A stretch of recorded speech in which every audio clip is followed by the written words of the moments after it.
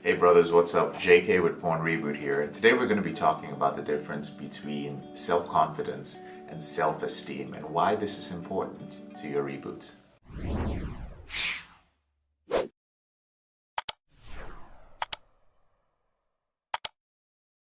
Welcome brothers. One of the big mistakes that I made early in my reboot was not knowing the difference between self-confidence and self-esteem. In fact, I would use both terms interchangeably, and I didn't really understand how much this damaged me and held me back till years later.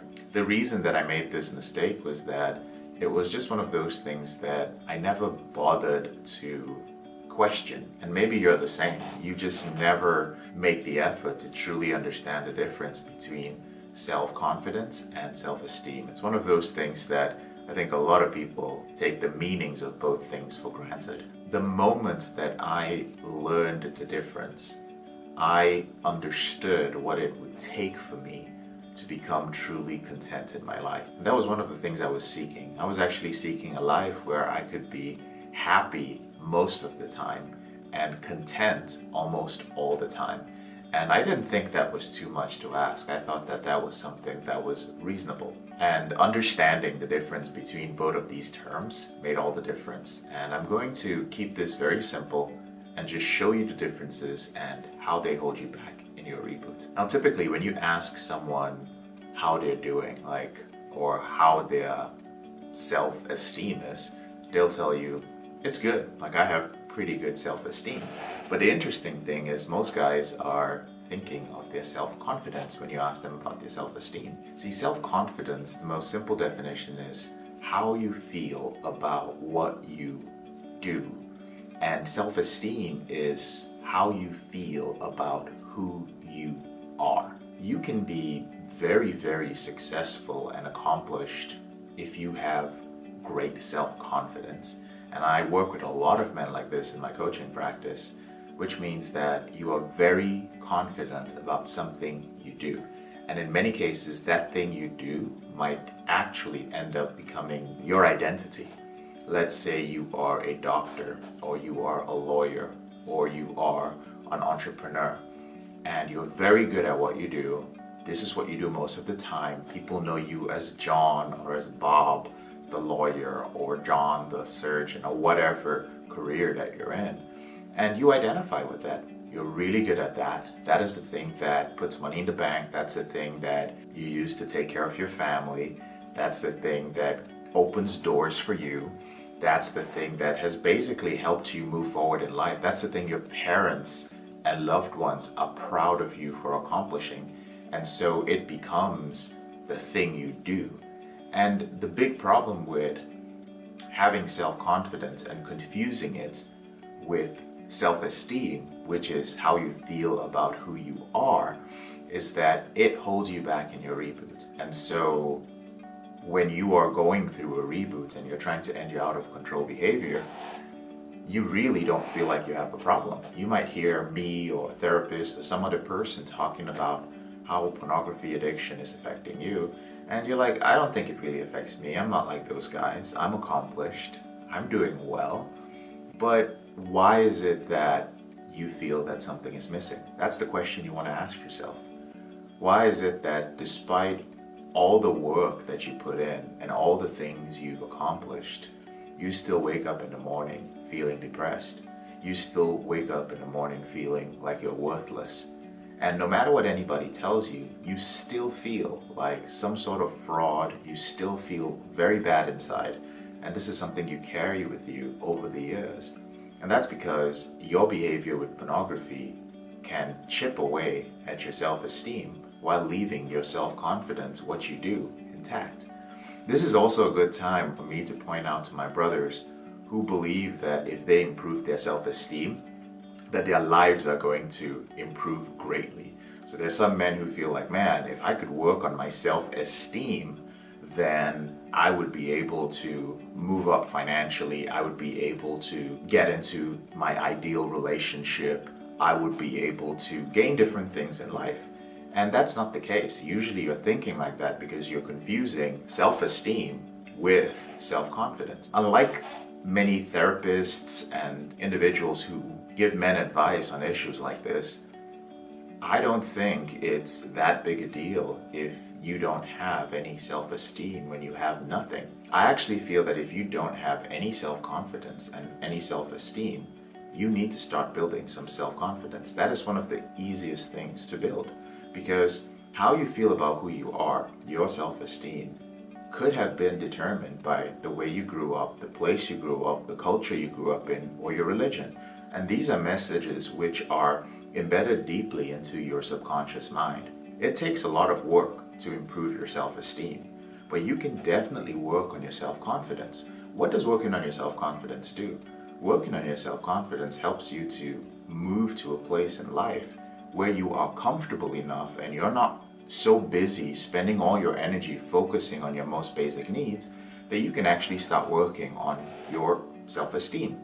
And that's really what I did. I didn't have anything. I didn't have the finances. I didn't have the relationship. I didn't have even the brains to accomplish certain things. So I had no self-confidence because there was nothing I could look at and say, this is what I do and I do it well. I pretty much felt that I sucked at everything. And I also had low self-esteem from different things that happened to me when I was growing up. And what really saved me was working on my self-confidence. Now, I didn't know that back then, that I was working on my self-confidence. I had made the mistake of confusing the two, so I thought I was working on my self-esteem, but I was really working on my self-confidence. And then when I got to a place where I was well off financially, where I was a lot more independent, when I had been able to date a few women and gain some confidence in that area of my life, I then felt good about many of the things that I could do. And so I had high self-confidence. I was fortunate enough to be working on my reboot, and then I understood that I still felt like crap despite having all those things because I had low self-esteem. But at this point, I was able to work on my self-esteem, and there was nothing else, brother. There was nothing else holding me back and pulling down my self-esteem. So when you're in a tough place in life, and multiple areas, your social life, your financial life, your relationship life, even your health, when multiple aspects of your life are just in the dirt, it doesn't help your self-esteem if it's already low. So my advice to you is to build up your self-confidence first. Start working on that first, and then work on your self-esteem.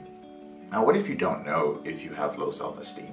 What if you get this concept that I'm explaining, but deep down you still go like, but I don't know, JK. I mean, I identify so closely with what I do. Here's a simple exercise that you can do to kind of identify this. So you pull out a pen and paper, and I always recommend putting pen to paper because we tend to absorb the material that's done in exercises when we put pen to paper better. Also, any exercise where we put pen to paper it's there. It can't be deleted easily or set aside in some folder on our phone or on our computer. So pen to paper. On this paper, I would like you to write down a few sentences, and all of these are I feel, and then a certain emotion that is associated with low self-esteem. So write all of these down, and then after that, go through them and then find out if you can identify with any of those emotions that you wrote out. So write out I feel worthless, I feel unloved, I feel unwanted, I feel shallow, I feel irrelevant, I feel stupid, I feel foolish, I feel like a bad person, I feel weak, and I feel like I am a mistake. So write all of those down. Feel free to rewind the video a little bit and write them all down. And then identify which of these that you actually feel on a regular basis. Now, it's okay if you feel one or two. That doesn't mean you have low self-esteem. It probably means that it's something more temporary, something that might be happening to you, or something that affected you in the last couple of months or the last year that you still haven't resolved.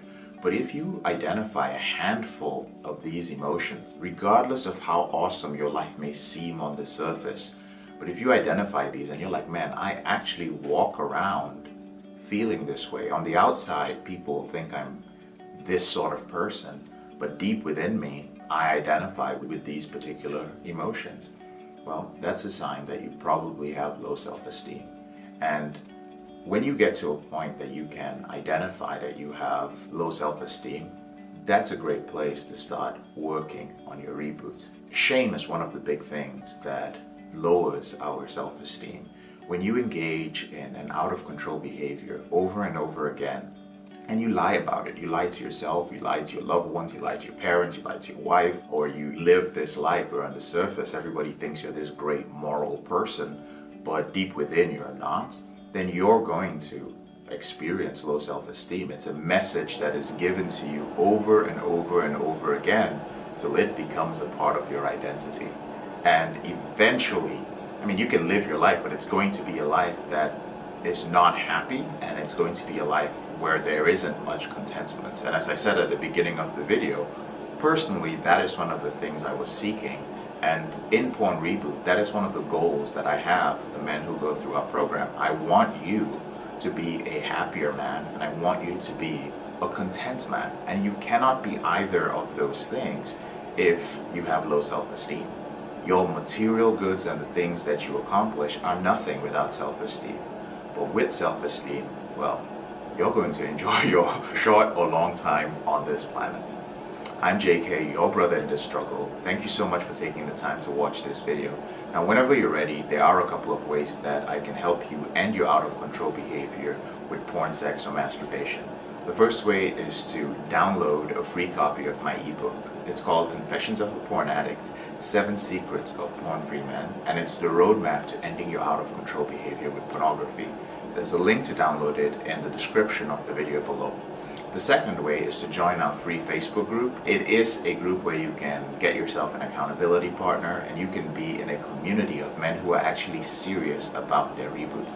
This isn't a group where guys are talking about semen retention or superpowers or how stopping fapping is going to help you make you more attractive. It's a serious group for men who just want to come in, learn how to end their behavior, and move on with their life, regardless of how many years they've been struggling with their out-of-control behavior with pornography. And the final way is if you feel that you are at a point in your life where you're ready to end your behavior with pornography faster. So let's say you're making some progress, but you're like, man, JK, I need to do this quicker. I can't be spending years and years. If you are in a place where you need a step-by-step system, if you've been picking things from different places and you're like, dude, just give me the do this and do this and do this and do this and I'll get this result. And if you are in a place where you need a mentor, you need somebody who has actually been there before, who can hold your hand and guide you through the process. If you're the type of person who learns best that way, then you may be a good fit for one of our group coaching programs. And there's a link to speak to one of my reboot strategists in the description of this YouTube video below. So there are a few restrictions to this. We do not work with men who are under the age of 18. Only one of our programs is open to men over the age of 18, and the other program is open only to men who are over the age of 25 and who are in high performance professions where they don't have much time to visit with a therapist or to go to a rehab center. Maybe you're a person who has only 2 hours a week to invest in your reboots. Then the program for you would be the PornReboot Intensive. You'd have to speak to one of our reboot strategists to find out if you're a good fit for that. If you found the video helpful, don't forget to subscribe. And if you have any questions or if there is a topic that you would like me to cover, go ahead and ask your question in the comment section below. Have a great day.